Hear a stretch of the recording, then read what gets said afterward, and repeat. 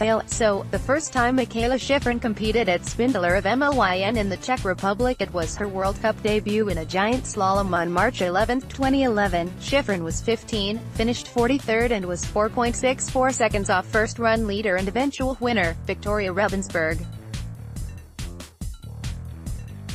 Italy's Denise Karbon finished second and Lindsey Vonn was third. In the slalom on March 12, 2011, she was 32nd, just 0.05 of a second out of 30th.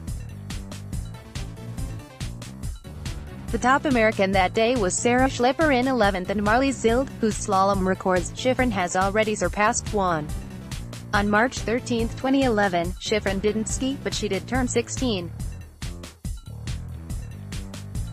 We bring this up because we're startled that Shiffrin was ever 4.64 seconds behind anyone, even at the age of 15.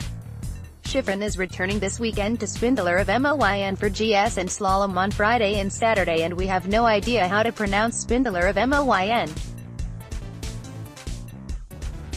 The good news is that Shiffrin tried to teach us via Facebook on Tuesday. If you're brave enough, she says it phonetically, Spindleruv Mlyn. How about we just call it the World Cup Tech Events in the Czech Republic?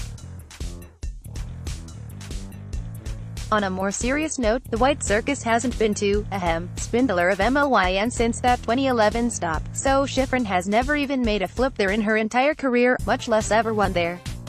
She could be in trouble, people. Or not. The comparison. What is staggering is that 2 years after her first two starts in Spindleruv Mlyn, she was already on The Late Show with David Letterman, having won her first slalom globe.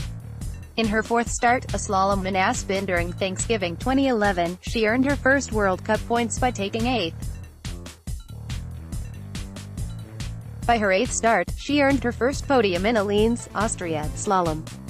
In a wee bit of adversity, at least on a Shiffrin scale, it took her all of 24 starts to win on the World Cup, in Air, Sweden, slalom on deck.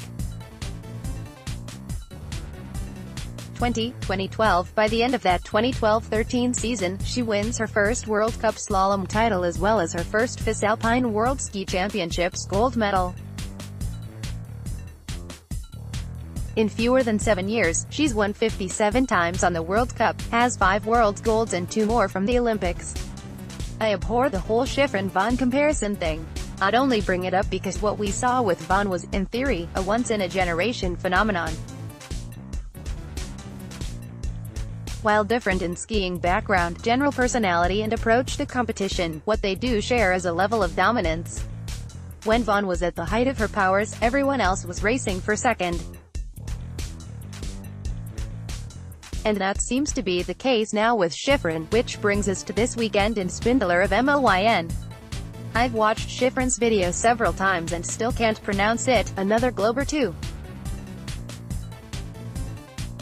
Despite clinching her third World Cup crown last weekend, there is still business on the table. With 1 win in her last 4 likely starts, Shiffrin breaks Brenny Schneider's record for wins, 14, in a World Cup season. It's hard not to like Shiffrin's chances of winning one race among the remaining 2 giant slaloms and 2 slaloms left on the schedule. What really excites me is the possibility of a GS season title. This really is as close as Shiffrin has come to playing Captain Ahab to Moby Dick in her career.